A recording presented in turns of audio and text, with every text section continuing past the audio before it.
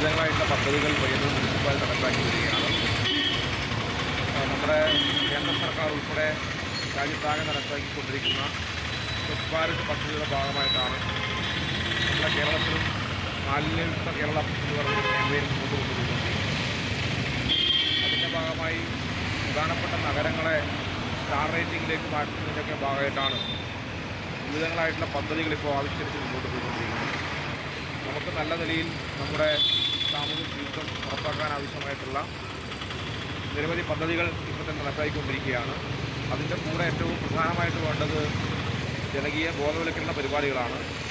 ആ ചെടികളുടെ പോട്ടിൽ നമ്മൾ ഒരു സ്വച്ഛ് സർവേക്ഷൺ സ്റ്റിക്കർ പതിക്കുകയാണ് ചെയ്യുന്നത്. അതിൻ്റെ ഭാഗമായിട്ട്